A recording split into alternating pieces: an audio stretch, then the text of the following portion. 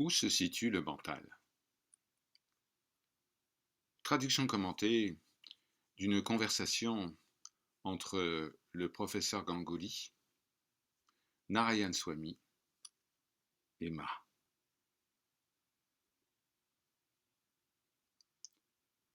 Question. Est-ce que l'homme peut s'absorber entièrement dans l'adoration et la contemplation du Seigneur, avec chaque partie du corps?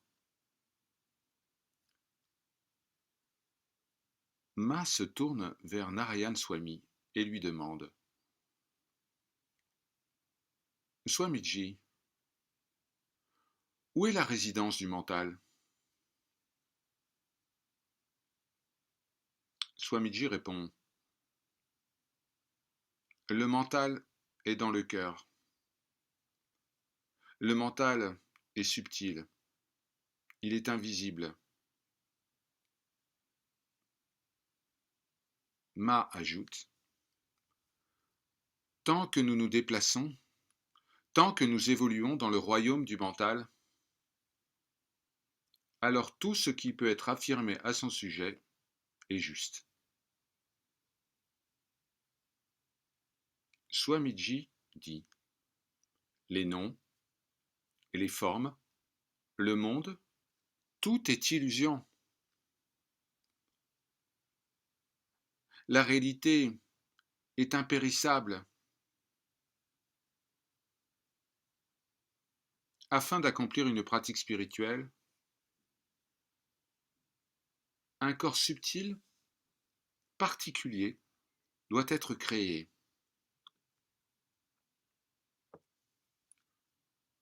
Ma dit: le corps subtil qui est capable de suivre une pratique spirituelle est créé durant l'initiation, la diksha, au moment où le maître transmet la puissance à l'élève.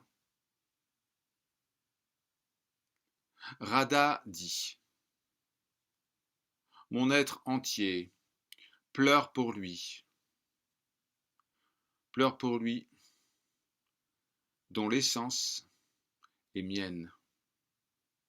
Oui, la pratique authentique est réalisée avec chaque partie du corps, simultanément.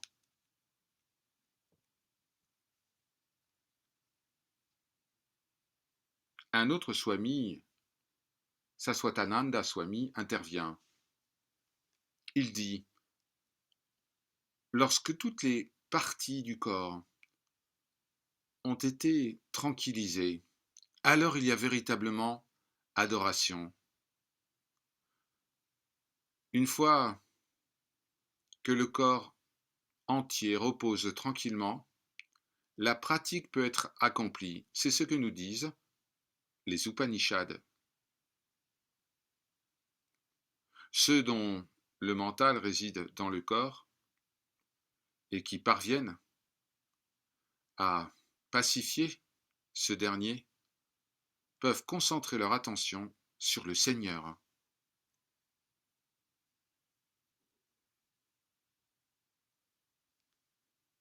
Ma dit: que prenez-vous du Gange?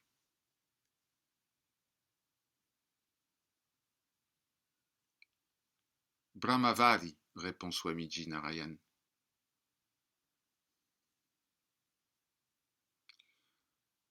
Brahmavari est l'autre nom de Gangajal, l'eau purifiante du Gange.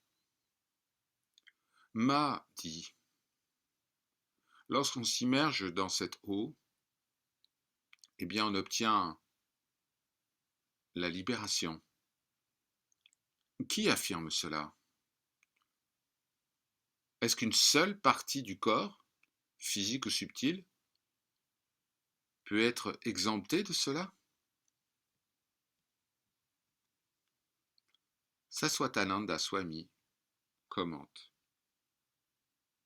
l'idéal est d'aller au-delà du mental, de l'intelligence et du sens de l'ego. Très peu sont capables de cela. Le devoir du cherchant, du disciple, est donc d'accomplir la pratique avec toutes les parties de son corps.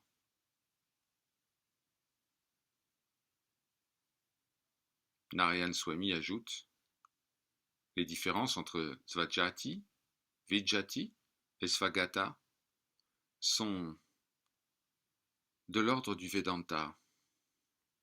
En Brahman, il n'y a aucune forme de différence.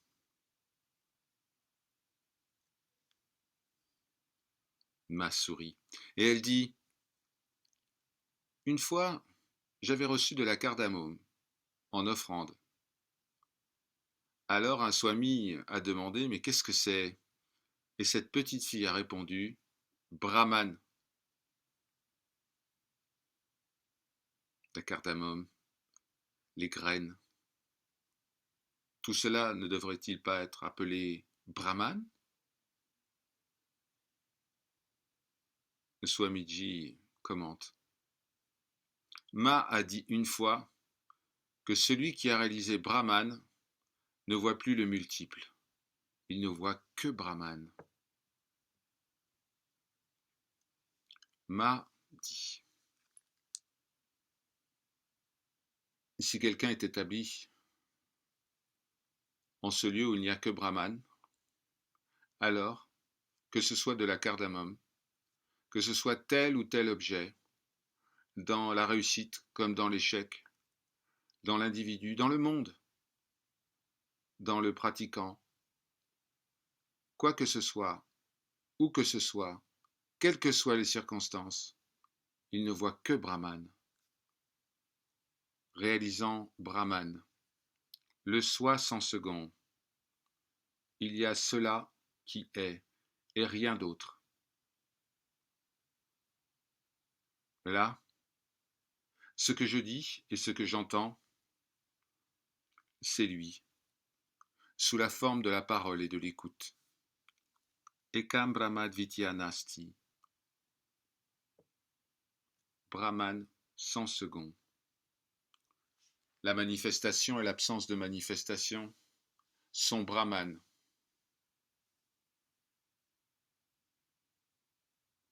Il n'y a que Brahman. Alors, qu'est-ce qui est possible ou impossible? L'être entier doit être consacré à la pratique.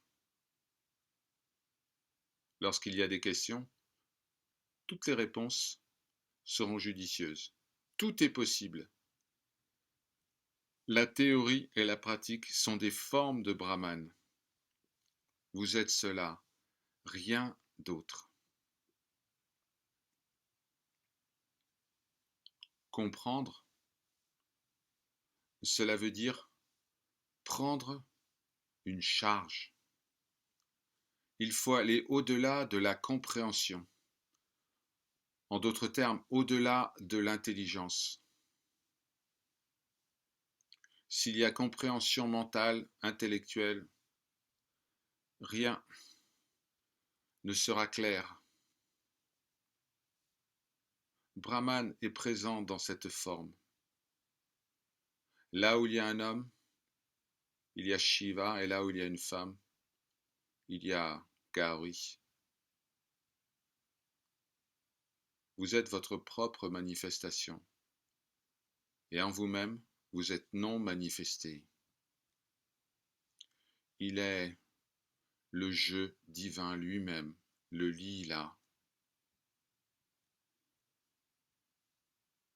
Quel que soit celui qui prend la parole, quelles que soient les paroles, quel que soit l'interlocuteur, tout est Brahman. Il n'y a pas de contradiction, tout est vrai.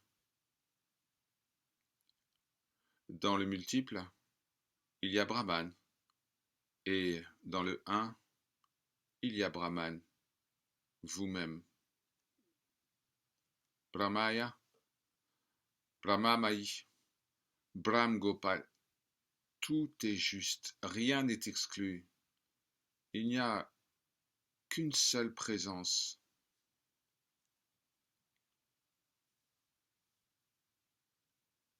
Un visiteur pose une question. Il dit: Une mère ferait n'importe quoi pour son enfant.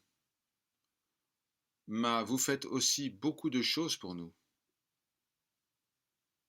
Ma se met à rire. Elle dit: Oh, voilà un jeune enfant intelligent qui essaye de toucher le cœur de sa mère.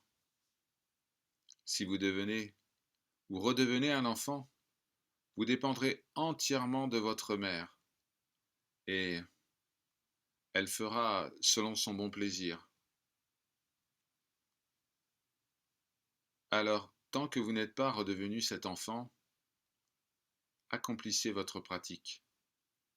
Parcourez le chemin de la révélation de ce qui est.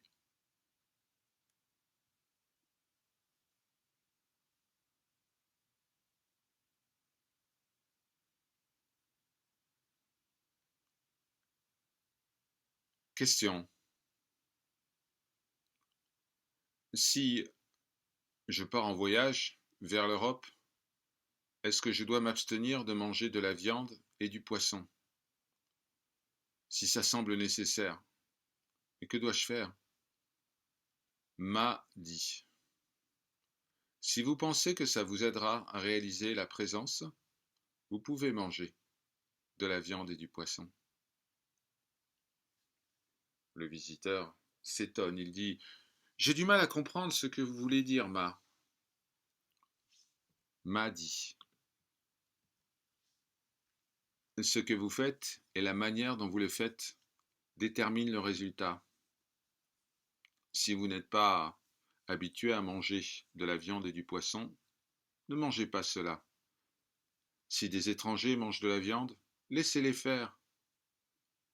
Lorsque le climat d'un pays fait que la viande est recommandée et que les habitants suivent cette alimentation parce qu'ils sont nés là, ils ont été éduqués de cette manière, ils font ce qui doit être fait.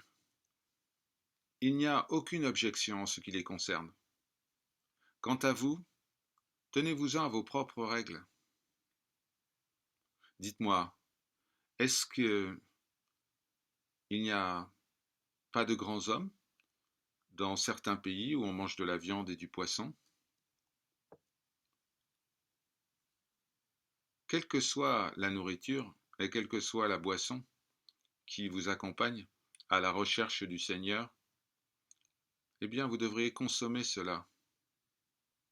Lorsque vous voyagez à l'étranger, cela ne veut pas dire que vous devez absolument commencer à manger de la viande. Lorsque les dévots du Seigneur visitent des pays étrangers, alors ils offrent leur alimentation, leur repas à Dieu avant de le manger. Ceux qui commencent à manger de la viande alors qu'ils n'en ont pas l'habitude, ils le font du fait d'un désir, pour faire plaisir à leur langue.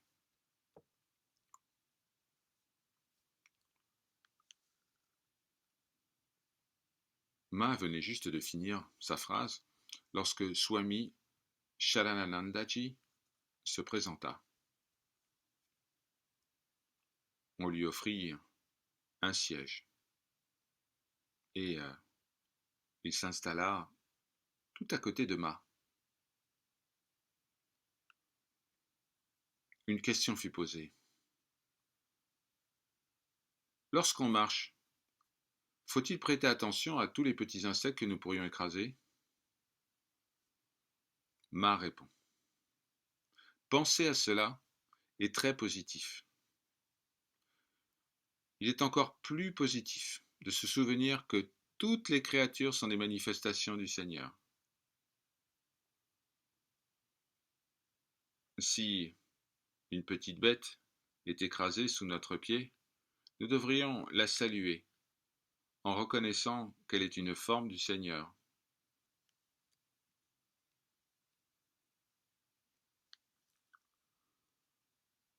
Ma se tourne alors vers le Swami qui venait d'arriver, Sharananandaji, et l'invite à prendre la parole.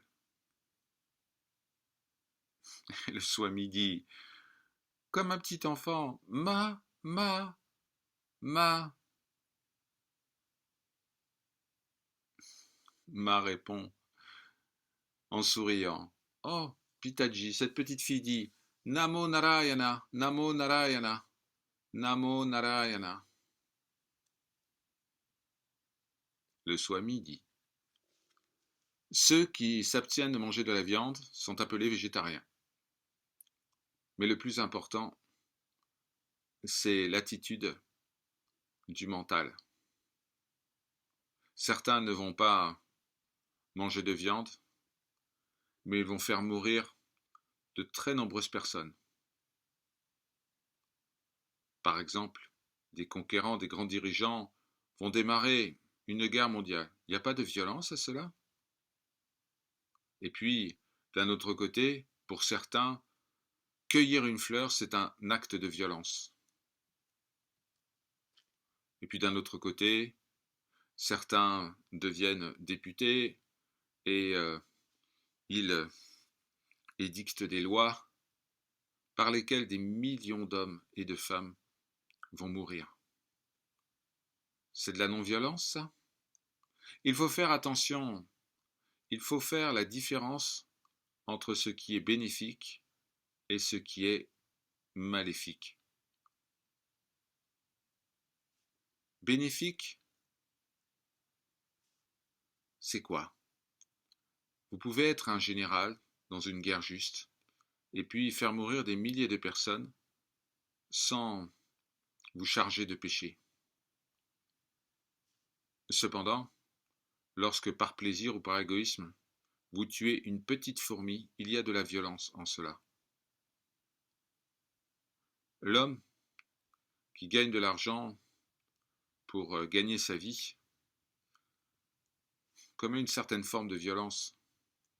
Celui qui subsiste en recevant avec gratitude tout ce qui se présente est non violent. Les hommes passent graduellement de la non-violence à la violence.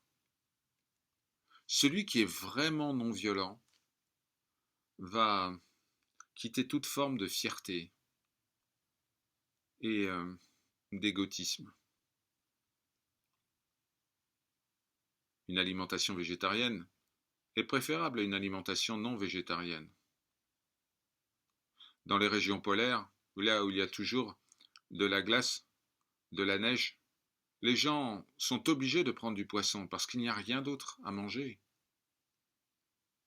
Mais si on a le choix, on devrait diminuer les féculents et manger plus de légumes.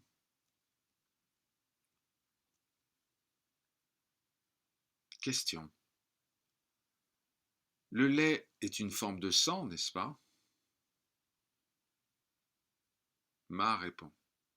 On peut s'occuper du bétail et boire du lait de vache. On ne doit pas prendre de lait de la vache sans lui rendre service. Boire du lait n'implique aucune violence.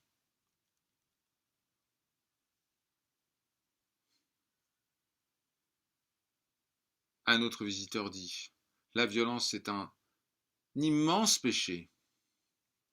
Ma répond, les plus grands pécheurs sont ceux qui considèrent leur corps comme étant leur identité. Pitaji a dit justement que l'homme se fait du mal à lui-même.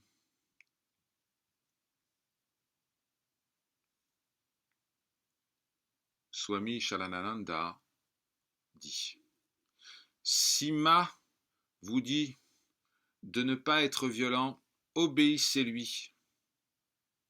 Mais si le désir de faire du mal à quelqu'un demeure dans votre cœur, cela n'est pas juste. Si vous affirmez si Ma me demande d'être violent, je serai violent, cela est faux.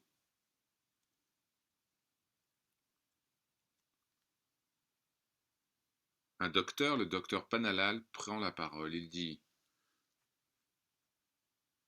ce sont des gens malades qui viennent voir Ma. Le Swami dit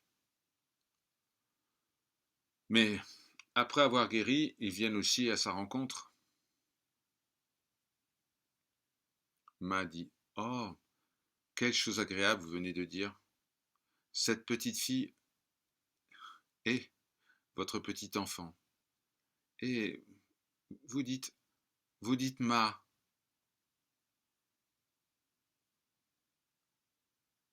Swami ajoute: Ceux qui ne sont pas des bonnes personnes n'iront jamais à proximité des saints et des sages. Ceux qui recherchent la compagnie des saints et des sages sont des personnes naturellement vertueuses et intelligentes. Sinon, pourquoi viendraient-elles? Ma dit: Lorsque quelqu'un présente un trait de caractère qui n'est pas véritablement positif, il a peur. Les défauts doivent être corrigés à la racine. Lorsque l'erreur et l'illusion sont totalement détruites, alors la vérité scintille.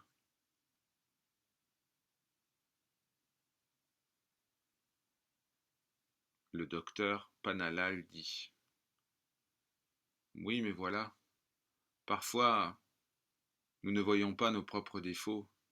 Lorsque nous venons vers Ma, presque par erreur, nous revenons également vers elle encore et encore.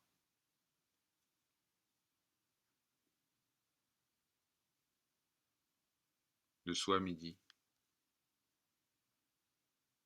Lorsque le papillon vole vers la flamme, il va être brûlé. Et pourtant, dès qu'il voit une source de lumière, il se précipite vers elle. Ma dit: Pitaji sait tout. Cette petite fille est juste cela, une petite fille. Elle n'y connaît rien.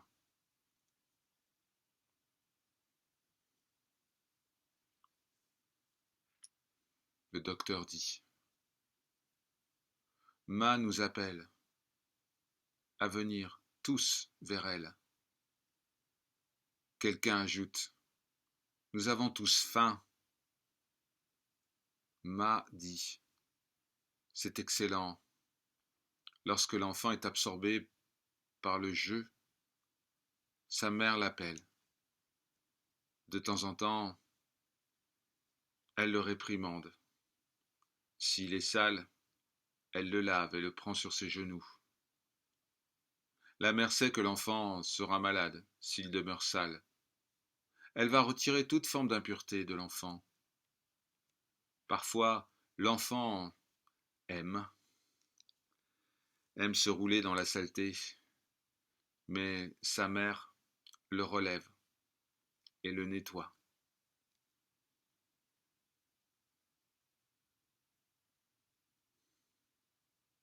Question: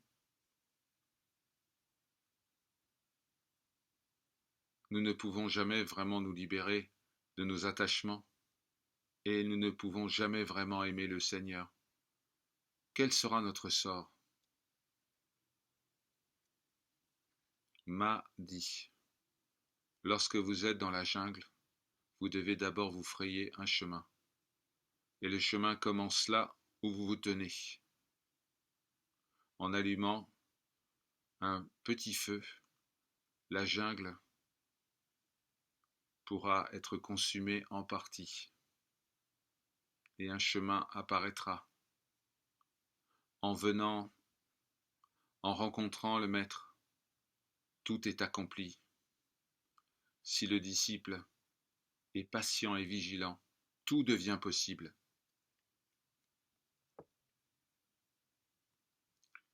Question: à certains moments, la mère laisse l'enfant seul et puis elle revient vers lui pour jouer ensemble avec plein d'affection.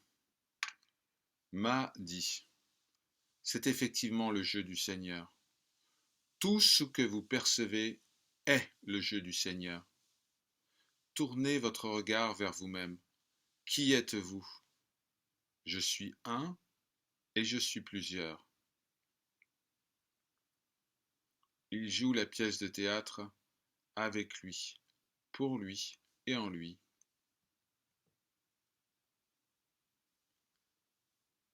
Un visiteur prend la parole.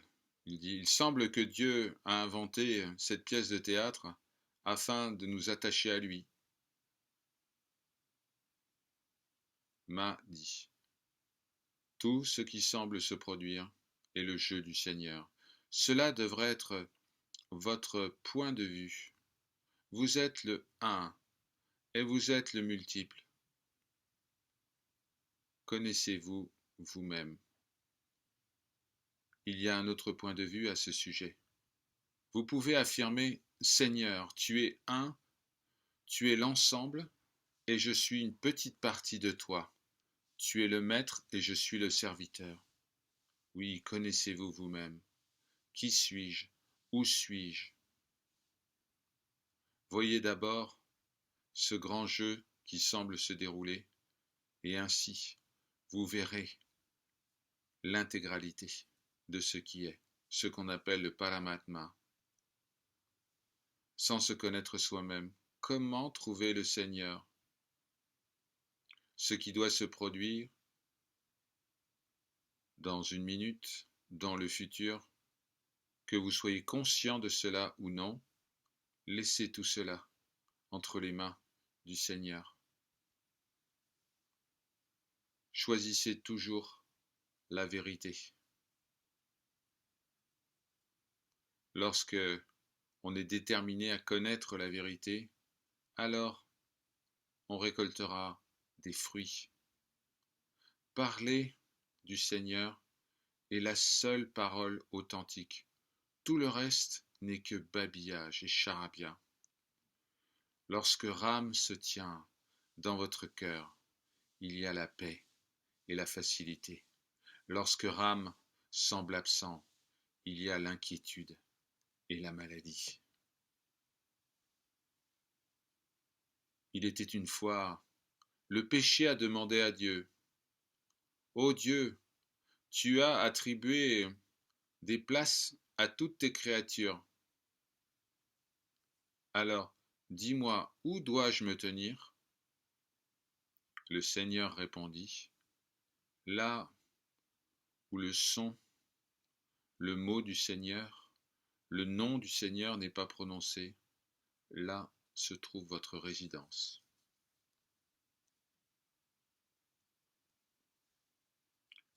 Hari Om Tat Sat.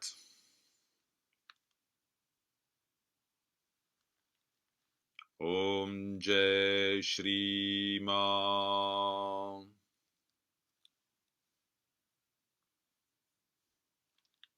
Par sa grâce.